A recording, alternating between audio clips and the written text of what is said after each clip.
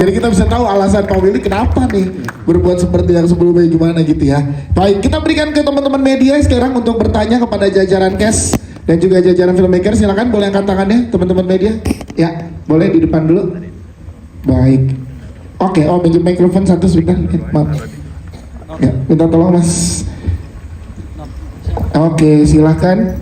Pakai topi Mas Bayu. Ya. Silakan. Cik. Ya, oke. Halo, selamat pagi. Aku Bayu dari tribunnews.com. Mau nanya dulu ke Ibu Erika. Bu, pertimbangannya akhirnya memilih Mas Erwin untuk menjadi sutradara di sini menggantikan Mas Anung itu seperti apa? Atau mungkin karena emang paketan aja, Bang. Sekalian sama yang kemarin Kang Mak udah deh sekalian syuting bareng-bareng atau seperti apa? Kemudian ke Mas Erwin juga gimana Mas ketika dipercaya? Saya mau tahu perasaan Mas Erwin sih, karena kan film pertamanya 5 juta ya Mas penonton, terus tadi juga curhat kalau banyak pro kontra kenapa harus diadain lagi yang sequelnya.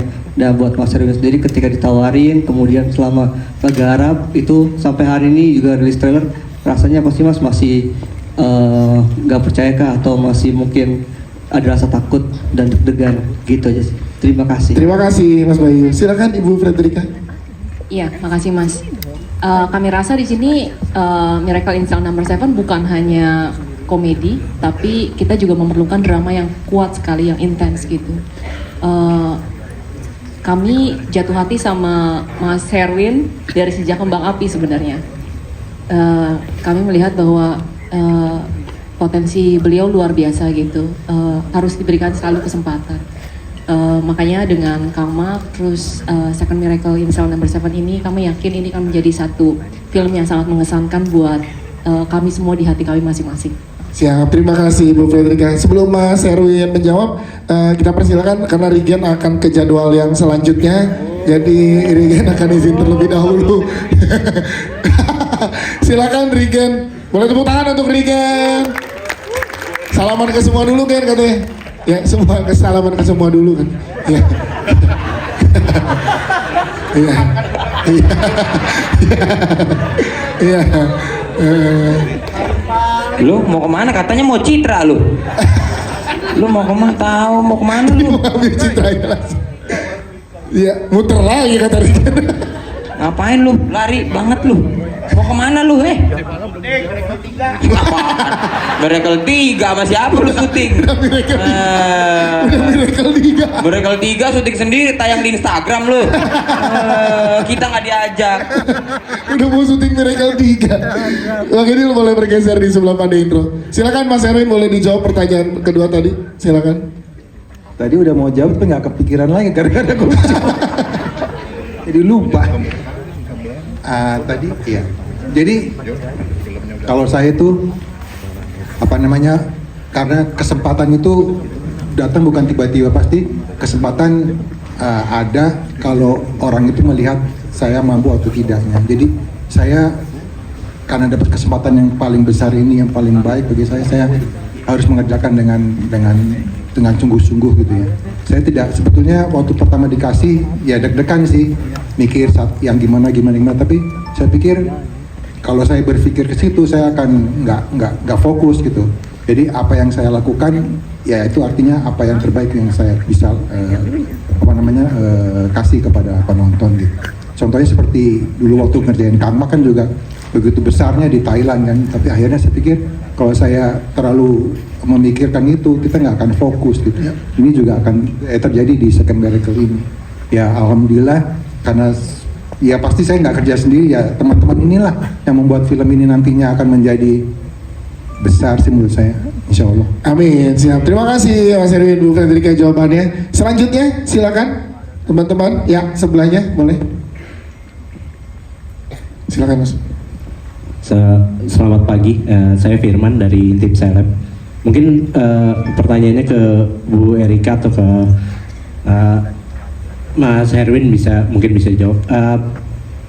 Prosesnya seperti apa sih Bu sampai akhirnya yang dari Koreanya bisa nerima film ini dan sequelnya bisa diterima sama mereka dan kita buat duluan gitu, sedangkan mereka enggak.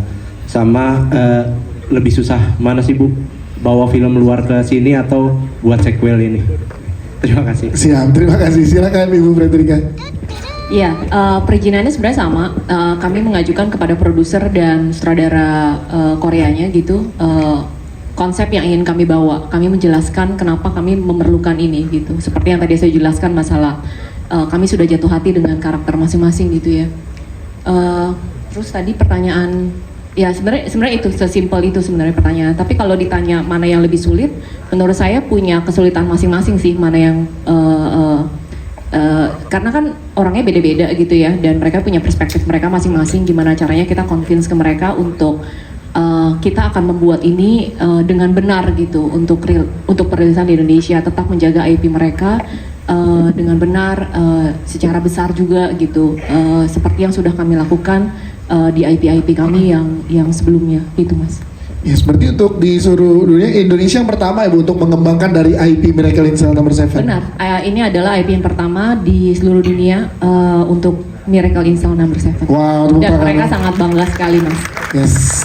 Terima kasih Bu Fredrika. Selanjutnya silakan teman-teman media, ada yang ingin bertanya lagi? Ya, silakan di tengah. Mas Yovan, ya. Dua langsung tuh, kanan kiri bedanya. Boleh, silakan nama media dan pertanyaannya. Halo, saya Yovan dari Movie Goers. Mau tanya, sebenarnya mau kasih pendapat dulu soal trailer ya. Kayaknya siap-siap Mas Aco ngasih piala Antemas ke Mas Hervin kan? Oh, karena Antemas tahun ini agak lain ya pegang ya. Film Telaris tahun depan kayaknya Amin. bagus banget trailernya. Ya. Terus saya mau tanya, tadi kan Mbak Erika bilang bahwa ide ke pihak Koreanya itu sebenarnya ide ceritanya sendiri untuk ini dari mana? Apakah dari Pak Navin atau dari Mas Alim atau dari Mas Herwin? Karena saya penasaran kan, saya juga waktu nonton film yang pertama kepikiran nih, Kartika gimana nanti setelahnya, terus tiba-tiba kan udah jadi pengacara tuh yang di film pertama. Nah ternyata diwujudkan sama Pak Akon ini, saya penasaran ide cerita itu dari mana. Terus kemudian ke Graciela, ini gimana transisi dari film pertama keduanya, apakah karakter Kartika yang masih cilik itu berapa tahun ini beda umurnya dari yang film pertama, boleh untuk yang sequelnya ya, untuk adegan lanjut 4 tahun ya. Nah, gimana transisinya, apakah dengan Kartika kan ini ceritanya dibohongi ya kalau Pak Dodonya udah meninggal, belum meninggal gitu kan ya, terus jadi belum tahu apakah yang di dalam pikiran karakter Kartika gimana secara Graciela untuk memerankan karakternya itu. Thank you, itu aja. Thank you. Baik, terima kasih. Silakan Bu Fredrika. Iya, ide ceritanya dari kami, dari produser. Akhirnya kami duduk bareng dengan Alim untuk create original script ini, original story. Selain itu, kita juga punya tim script dokter. Ada Asaf Antariksa, ada Ivan Ismail, Daryl Wilson, Aditya Mulya.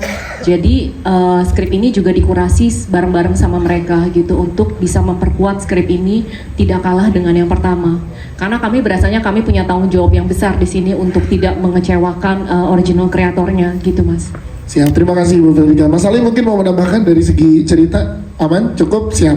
Ika, silakan Graciela. Ya. Oke. Kalau untuk pertanyaan itu, aku juga bingung sih, soalnya itu pertanyaan aku juga. Tapi setelah aku reading, aku baca-baca lagi, mungkin karena dia dibohongin ya, selama ini dia pikir semuanya itu masih nyata, Bapak Dodo masih ada gitu. Tapi kalau untuk lanjutannya aku juga bingung. Ya, terima kasih. Siap, terima kasih. Mau tahu dong. Baik, ada lagi teman-teman? Oke, depan silakan Mas. Ya, terima kasih. Selamat siang. Saya Hendra dari Indozone.id. Buat Mas Vino deh. Soalnya kan kayak yang pertama itu kan lumayan dapat pujiannya, aktingnya ya mendalami banget gitu kan. Ketika mulai menerapkan lagi di sequelnya ini ada rasa beban gak sih? Artinya paling tidak gue harus lebih dari yang sebelumnya gitu. Dan apa yang dilakukan oleh Mas Vino untuk memberikan yang terbaik di sequel kali ini. Terima kasih. Siap, terima kasih. Silakan Mas Vino. Terima kasih Mas. Beban sih pasti karakter gak ada yang berubah, cuman masalah apa namanya, masalah periodenya aja gitu. Ketika dia waktu yang di film pertama dia sudah punya anak, sekarang dia belum punya anak, dia bertemu dengan Ibu Uwi gitu. Hal-hal kayak gitu yang sebenarnya mau coba saya ingetin lagi, saya cari lagi gitu, karena kan nggak ada referensi dari mana-mana. Cuman saya senangnya Mas Herwin ternyata cukup detail banget gitu. Saya masih ingat banget ada satu scene, ada satu adegan gitu di awal-awal. Seakan-akan saya sudah mengingat karakter yang dulu gitu, tapi ternyata Mas Herwin bilang kayaknya harus gini lagi gitu. Jadi itu yang membuat saya jadi kembali ke tracknya lagi gitu. Kan kadang-kadang kita udah merasa kita memiliki karakter itu, jadi karena kita udah merasa memiliki, kadang-kadang kita malah lupa, malah lepas gitu. Nah, Mas Herwin yang ngingetin balik, enggak nih harus kayak gini, nih harus kayak gini, harus kayak gini gitu. Dan makasih banyak Mas Herwin gitu. Jadi mudah-mudahan saya nggak berusaha untuk menjadi yang lebih baik atau enggak sih, saya berusaha lebih believable aja gitu. Maksudnya ketika Dodo itu ditarik mundur ke belakang, kira-kira apa sih yang dia rasain gitu. Ketika dia belum punya beban dalam hidupnya harus membesarkan anak, ketika dia belum punya beban harus hidup di penjara gitu. Hal-hal kayak gitu aja yang pengen saya share di film ini gitu. Siap, terima kasih Mas Vino.